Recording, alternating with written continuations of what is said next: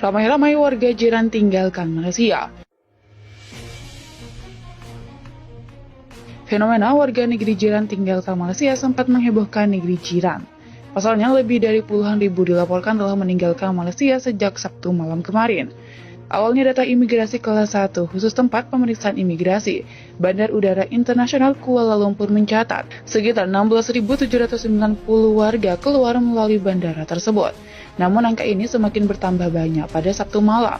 Data bandara per 9 April mencatat setidaknya ada 61.000 warga meninggalkan Malaysia. Dari total keseluruhan, setidaknya ada 10 besar negara yang warganya banyak meninggalkan Malaysia, yakni Jepang, China, Korea Selatan, Amerika Serikat, Perancis, Rusia, Inggris, India, Jerman, Arab Saudi, Belanda, serta warga negara Indonesia. Selain itu, warga dari negara tetangga RI juga tercatat melakukan eksodus seperti Filipina, Thailand, hingga Singapura. Lalu, apa alasan banyak warga negeri jiran dan WNA yang meninggalkan Malaysia? Kepergian para warga jiran dan WNA dari Malaysia dipicu beberapa hal. Salah satu alasannya adalah semakin parahnya konflik Malaysia dengan beberapa negara tetangganya. Kementerian Dalam Negeri meminta warga Indonesia yang ada di Malaysia untuk berhati-hati menjauh dari pendemo dan untuk kembali sesegera mungkin ke tanah air. Sedangkan sebanyak 600 TKI di perkebunan kelapa sawit di Sabah, Malaysia diungsikan menyusul konflik negara bagian tersebut dengan Filipina dan juga dengan Indonesia. Pemerintah melalui Konsulat Jenderal Republik Indonesia di Sabah, Malaysia mengungsikan 600 orang tenaga kerja Indonesia yang bekerja di ladang kelapa sawit di Felda Sahabat, Blok 17 di negara bagian Sabah, Malaysia. Pemerintah melalui Konsulat Jenderal Republik Indonesia di Sabah, Malaysia mengungsikan 600 orang tenaga kerja Indonesia yang bekerja di ladang kelapa sawit di Felda Sahabat Blok 17 di negara bagian Sabah, Malaysia. Staf khusus Menteri Tenaga Kerja dan Transmigrasi Dita Indahsari kepada FOA pada Senin 4 Maret menjelaskan tindakan ini dilakukan karena kondisi keamanan di Sabah masih tak menentu setelah terjadinya kontak senjata antara Malaysia dan militer Malaysia.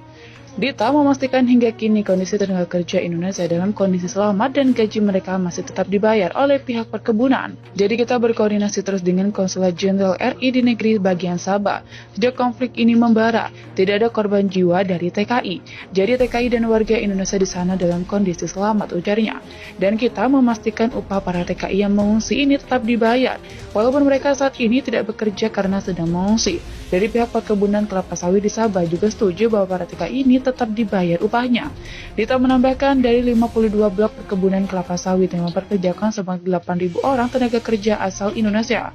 Blok 17 adalah wilayah yang paling rawan. Ia mengatakan Kementerian Tenaga Kerja dan Transmigrasi juga telah berkoordinasi dengan Komando Daerah Militer 4 karena mempunyai kewenangan menjaga wilayah utara Kalimantan Timur yang berbatasan langsung dengan negara bagian Sabah dan sebagian kecil Sarawak, termasuk di sebelah timur laut perairan Kalimantan Timur yang berlokasi tidak jauh dengan Laut Sulu dan batas laut Filipina. Koordinasi yang dilakukan menurut Dita adalah menahan arus tenaga kerja asal Indonesia yang akan masuk ke Sabah. Kita juga berkoordinasi dengan Panglima Kodam yang membawahi perbatasan Nunukan, karena memang perbatasan itu kita minta dijaga dengan ketat, supaya arus TKI yang masuk dari Indonesia ke Sabah bisa dicegah. Jangan sampai dalam situasi begini orang kita masuk ke Sabah.